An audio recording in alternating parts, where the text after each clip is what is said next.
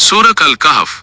सब तारीफ अल्लाह के लिए है जिसने अपने बंदे पर किताब नाजिल की और उसमें कोई टेढ़ नहीं रखी, बल्कि उसे सीधी किताब बनाया ताकि वो अपनी तरफ से सख्त अजाब से डराए और ईमान वालों को खुशखबरी दे जो नेक अमल करते हैं कि उनके लिए अच्छा अजर है जिसमें वो हमेशा रहेंगे, और ताकि वो उन लोगों को डराए जिन्होंने कहा कि अल्लाह ने औलाद बना ली है। ना उन्हें इस बात का कोई इल्म है और ना उनके बाप दादा को। ये बड़ी भारी बात है जो उनके मुंह से निकलती है, वो सिर्फ झूठ कहते हैं। बस शायद आप उनके पीछे गम के मारे अपनी जान हलाक कर डालेंगे अगर ये इस बात पर ईमान न लाएं।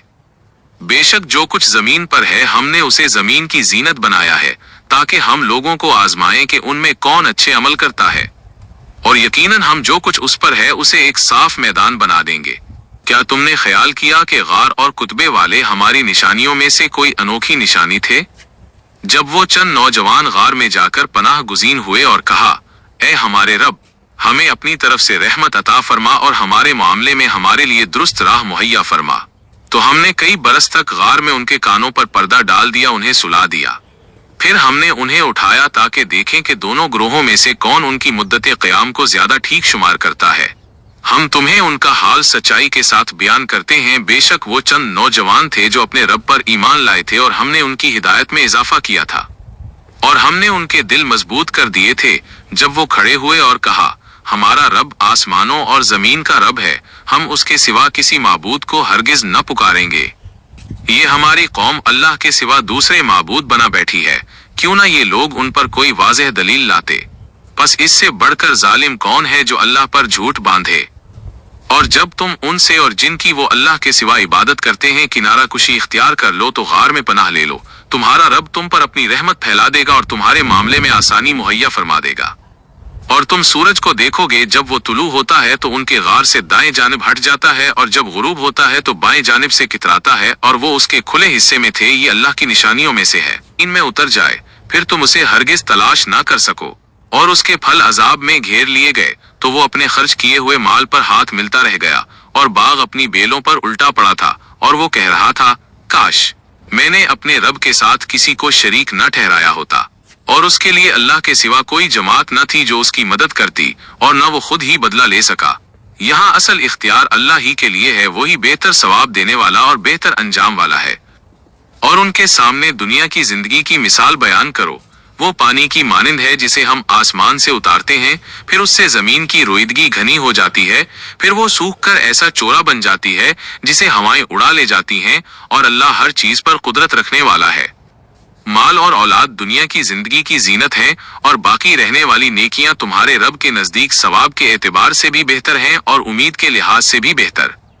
और जिस दिन हम पहाड़ों को चला देंगे और तुम जमीन को साफ जाहिर देखोगे और हम सबको जमा करेंगे तो उनमें से किसी को न छोड़ेंगे, और सब के सब तुम्हारे रब के सामने सफ बस्ता पेश किए जाएंगे।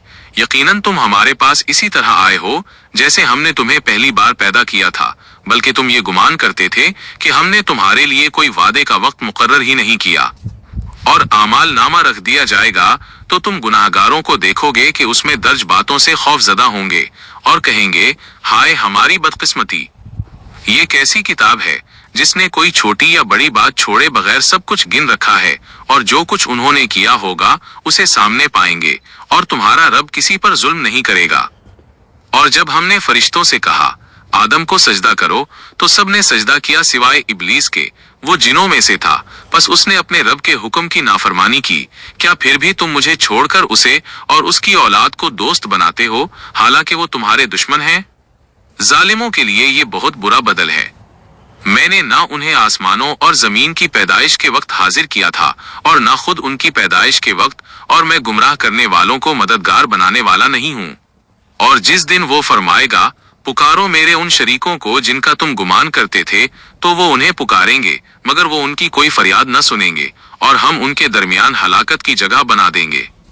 और मुजरिम आग को देख लेंगे तो यकीन कर लेंगे कि वो उसी में पड़ने वाले हैं, और उससे बचने की कोई जगह न पाएंगे। और यकीनन हमने इस कुरान में लोगों के लिए हर किस्म की मिसालें बार बार बयान कर दी हैं, मगर इंसान सब चीजों से बढ़कर झगड़ालू है, और लोगों को ईमान लाने और अपने रब से बख्शिश मांगने से उसके सिवा किसी चीज ने नहीं रोका कि उन पर पहलों का सा अंजाम आ जाए या उनके सामने अजाब आ खड़ा हो। और हम रसूलों को सिर्फ खुशखबरी देने वाले और डराने वाले बनाकर भेजते हैं, और काफिर लोग बातिल के जरिए हक को नीचा दिखाने के लिए झगड़ते हैं और मेरी आयात और जिस चीज से उन्हें डराया गया है उसका मजाक उड़ाते हैं। और उससे बढ़कर जालिम कौन है जिसे उसके रब की आयात के जरिए नसीहत की जाए, फिर वो उनसे मुंह मोड़ ले और अपने किए हुए आमाल को भूल जाए। बेशक हमने उनके दिलों पर पर्दे डाल दिए हैं कि वो उसे समझ न सकें, और उनके कानों में बोझ डाल दिया है, और अगर तुम उन्हें हिदायत की तरफ बुलाओ तो वो कभी भी हिदायत न पाएंगे। और तुम्हारा रब बहुत बख्शने वाला बड़ी रहमत वाला है। अगर वो उनके आमाल पर फौरन गिरफ्त करता तो उन पर अजाब जल्दी भेज देता, बल्कि उनके लिए एक मुकर्रर वक्त है जिससे वो कोई पनाहगाह न पाएंगे। और ये बस्तियां हैं जिन्हें हमने उस वक्त हलाक कर दिया जब उन्होंने जुल्म किया, और हमने उनकी हलाकत के लिए भी एक मुकर्रर वक्त रखा था। और वो वक्त याद करो जब मौसीज अलैहिस्सलाम ने अपने नौजवान साथी से कहा, मैं चलता ही रहूंगा यहाँ तक कि 2 दरियाओं के संगम तक पहुंच जाऊं, या मैं मुद्दतों चलता रहूंगा।